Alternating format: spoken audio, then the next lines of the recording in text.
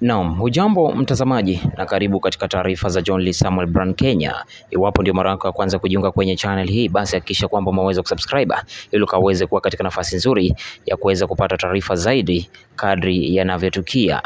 Taarifa tuliyokuletea hivi sasa ni kuwa sherehe zimetanda kote mjini Vatican kutoka kwa mamilioni ya waumini wa kanisa la Kikatoliki baada ya papa mpya kuteuliwa jioni hii. Hili linatokea baada ya aliyekuwa papa hapo awali kuaga dunia. Hapo jana mchakato wa kumtafuta papa mpya atakayechukua nafasi hiyo ulianza rasmi, ambapo makardinali 133 waliweza kufika ili kuweza kupiga kura zao. Baada ya muda mchache baadaye kulionekana moshi nyeusi kuashiria kwamba mshindi hakuwa amepatikana, hali ambayo imeshuhudiwa leo hii pia hadi mchana na kisha jioni hii moshi mweupe kuonekana katika kanisa hilo la Sistine Chapel kuonyesha kuwa sasa papa mpya amepatikana.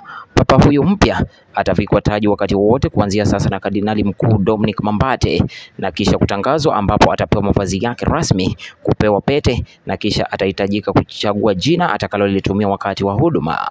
Papa huyo atakuwa 267. Kabla ya kardinali mkuu kuanza ibada, atahitajika kutumia tamko la Kilatino Habemus Papa, kumaanisha tunaye papa.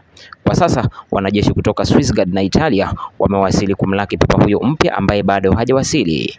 Kwa hivyo mtazamaji, usikae mbali kwa kuwa tunaifuatilia taarifa hii kwa kina ili kuweza kufahamisha aliyeteuliwa kwa jina na pia anakotoka mtazamaji. Asante kwa kuitazama taarifa hii, na iwapo hujasubscribe basi hakikisha kwamba umeweza kusubscribe, like, share, comment na pia usisahau kuklika hiyo notification bell ili punde tu tutakapo upload taarifa mpya utakuwa katika nafasi nzuri ya kuweza kuipokea taarifa hiyo. Asante.